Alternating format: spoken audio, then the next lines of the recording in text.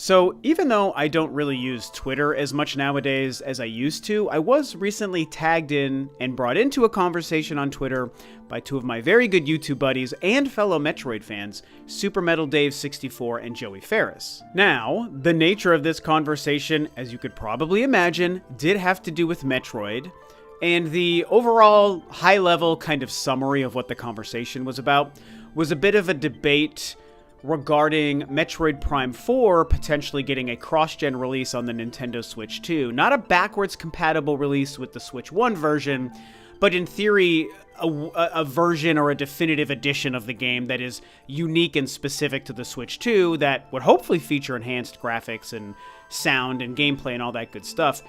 And so the discussion had to do with whether or not a cross-gen release of the game, in theory on the same day as the Switch 1 version, might actually hurt the game's sales and success more than help it. I found this to be a very interesting and fun topic in conversation and, quote-unquote debate. And part of the reason is because if you have been following my channel for a while, you might know this. I've actually touched on elements of this idea in videos in the past. I'd say maybe one or two times I've made a video that is kind of surrounding this general concept of just how helpful or maybe even hurtful a cross-gen release of Metroid Prime 4 will be. Now, I will tell you, before I kind of dive deeper into this again today, because I want to revisit it and reframe it in kind of a different context, I will tell you though, before I jump into it, bottom line, I only think it's a good thing. I only think a next-generation Switch 2 release or a very strong promotion and marketing cycle for Prime 4 as a game you can play on the Switch 2 would only be a good thing. It's almost entirely positive. It's something I think Nintendo needs to do and should do, and honestly probably is going to do. My assumption and prediction, which is only a prediction, is that it's already probably baked into their game plan for Metroid Prime 4 to promote it as a game you can play on the Switch 2 and kind of bake that into the marketing and hype of the game. So I personally, as a Metroid superfan, you guys know, do believe that it is a good thing across the board. However, I do understand maybe some of the points and some of the reasons being brought up on why there's a chance it could have some sort of negative impact. And I just kind of want to dive a little bit deeper into this today, like I said, and recontextualize some of my thoughts and maybe even update some of my thoughts. Now, the main talking point I saw that was discussing how a cross-gen release of Metroid Prime 4 might actually hurt the game's success has to do with its visibility and this idea that maybe there's a great chance that releasing on the Switch and the Switch 2 same day, by the way. This is all predicated on the idea that they wouldn't stagger the two Prime 4 releases, but that they would release on the same day. And so the idea is that if that happened, that the game might get lost in the shuffle, or honestly overshadowed by the release of both the Switch 2 itself, as well as another higher tier killer app title that most of us think would probably be something like a new 3D Mario game. Or of course Mario Kart 9, that's kind of in the discussion as well as possibly one of the big killer app games to play on the Switch, either day one or very soon after launch. And so, this is also predicated, if we're honest, on the idea that all of these things together would release on the same day. So we have to imagine one day in 2025 where the Switch 2 releases, a killer app title that's a new 3D Mario or a Mario Kart game or whatever releases, and Metroid Prime 4 releases on both the Switch and the Switch 2, right? We're not really getting into the backwards compatibility component because that does kind of make the discussion a little bit murkier. We know the game is coming, Metroid Prime 4. We know it's coming to the current Switch. And we now know the Switch 2 is backwards compatible. So our Switch 1 Metroid Prime 4 cartridge is going to be able to plug into our Switch 2. We already know that. So let's not even go down the backwards compatibility route because that's a little bit different from this conversation, even though it could have an impact. So we have to envision that one day where all of these things release at the same time. And I'll be honest, that talking point does make sense because of all of these products, Metroid Prime 4 would get the least amount of eyes and probably have the least amount of people buying it. If people have to be choosy with what they're going to spend their money on, they're going to be spending a couple of $100s on the Switch 2, and more people are going to be buying that Mario game, whether it's a new Mario or Mario Kart or whatever, they're going to be buying that game. And the people who have to choose between the games, Metroid Prime 4 is the most likely to get left in the dust, simply because it's already not a huge selling franchise. It does okay for itself, and Metroid Dread just shattered Metroid sales records only a few years ago, so the series is on the uptick, and I expect Prime 4 to sell even more than Metroid Dread. But to this point, it is going to get overshadowed by all of those other products if, and that's the question, if they all released on the same day. But here's the thing, and this is only my guess and prediction as a game fan, a Nintendo fan, and a Metroid super fan. I don't think all of these things are going to release on the same day. There's a lot of different cadences of releases here between a Switch 1 version of Metroid Prime 4, a Switch 2 version of Metroid Prime 4, the Switch 2 console itself, and a new 3D Mario game, or another killer app launch title that we don't even know what it might be. All of these things could release in a few different ways. I mean, if there even is two versions of Prime 4, we don't even know that they would release at the same time. I hope that they do. I would like them to just release both versions on the same day and let us choose what we want if we can get a Switch 2. That's what I would prefer. But there is a chance that they release the Switch 1 version first, and sometime after the Switch 2 releases, or even on Switch 2 release day, there also happens to be a secondary definitive next-gen version of Metroid Prime 4. All of these things are possible, but I personally just don't see them releasing at the same time.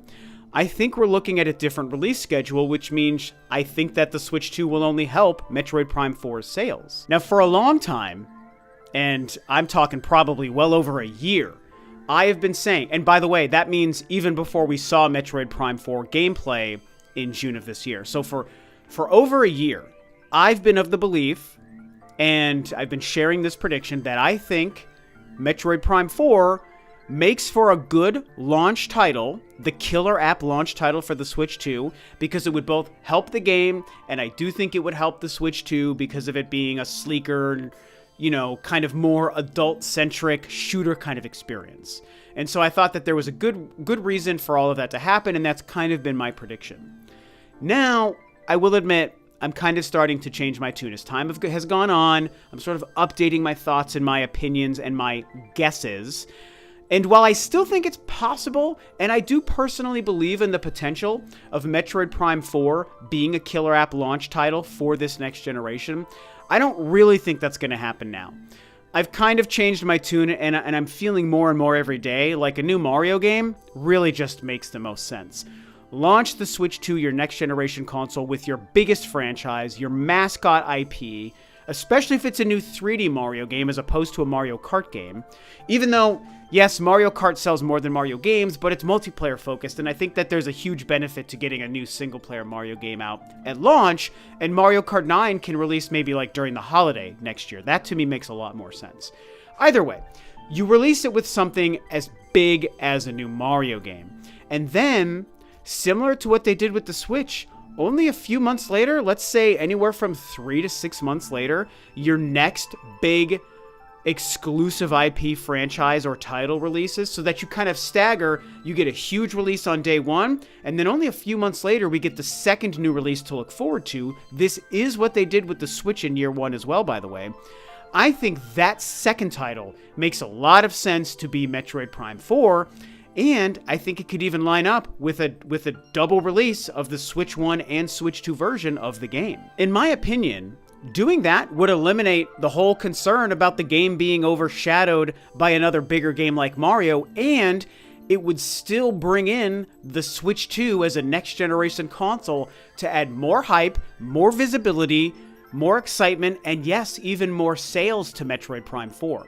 Because I think that reducing Metroid Prime to only Switch 1 console sales, yes, I know there is the backwards compatibility component, like I said, but when we think of just a last generation Switch release of Metroid Prime 4, I don't think that that's the best path for Metroid Prime 4 to have the kind of success it deserves, and to be able to sell even more than Metroid Dread. And part of the reason I say that is, let's be honest, guys, the Switch has been a beast when it comes to selling units and software. But we're in year 8. By next year, after March, we're going to be in year 9, which is almost for sure when the Switch 2 is going to launch, in the 9th year of the Switch being on the market. And if we look at the first-party and exclusive Nintendo IPs that released this year in 2024 on the current Switch, the sales of even software are definitely starting to slow. Now, we didn't get anything as huge as, we didn't get a new Pokemon game. It's not like we got a new Mario Kart game. We didn't get a full-scoped mainline 3D Zelda or a big new mainline Mario game. So, the tier of games was definitely more in the B tier, absolutely. But we still got some big ones. And games that I think in years prior would have sold better than they did in 2024. So a game like Princess Peach or Paper Mario, or even, let's talk about the new Zelda game. Echoes of Wisdom only sold a couple of million copies since it released, which is not bad in its own bubble. But even for a spin-off 2D game, I think most of us expected it to have sold even more than we've already seen it has. I'm not saying the game is a flop, so don't twist my words. But I think, games like Zelda Echoes of Wisdom, Paper Mario might be the one exception that I think is selling pretty well. But I don't really think that Mario and Luigi is selling that well either. So we're just seeing signs in 2024 that not only are console sales slowing, but even software sales are finally starting to dip.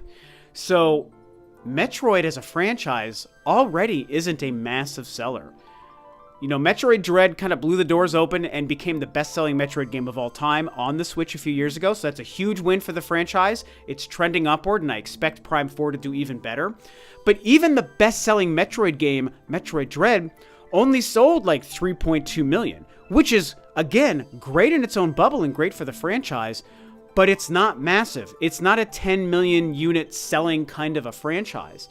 And so I think to restrict Metroid Prime 4 to only a last generation old console Switch 1 release, when there's market saturation and people will be moving on and excited to play the next generation console and games on that console, I do think it's important for Prime 4 to release on the Switch and get that 145 million install base. Absolutely.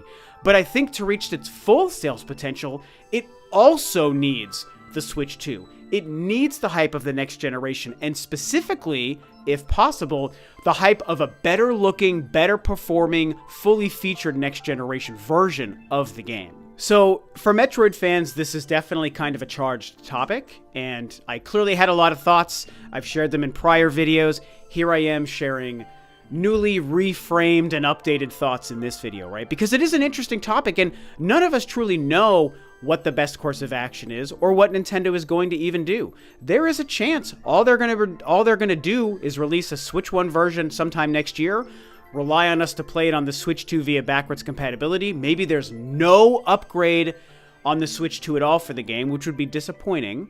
And maybe that's what they're going to do. And maybe it releases, maybe they stagger it, if there is two versions, maybe they do stagger it. I mean, who even knows?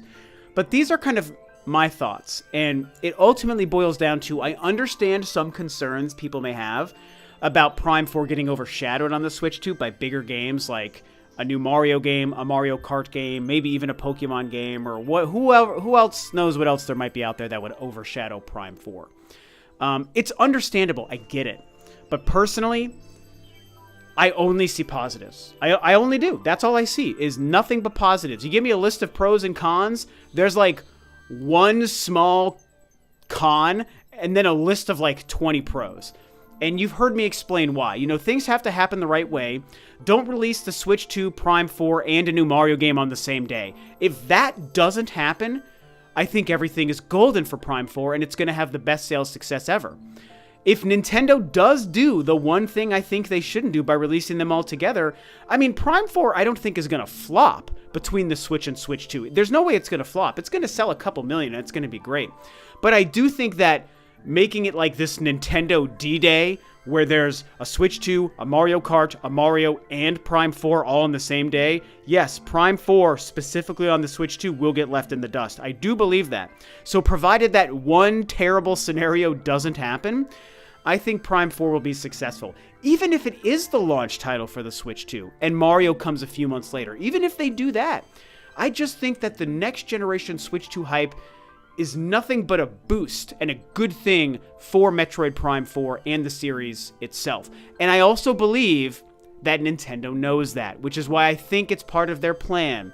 And they're going to market it heavily as a Switch and a Switch 2 next generation experience. And they're going to make sure everyone knows this is the time to get into Metroid. Forget Metroid Dread. Now we're moving on to Prime 4. This is your game, people. That's what I believe Nintendo is going to do because they're smart and they know it and they believe in Metroid. So these are my thoughts.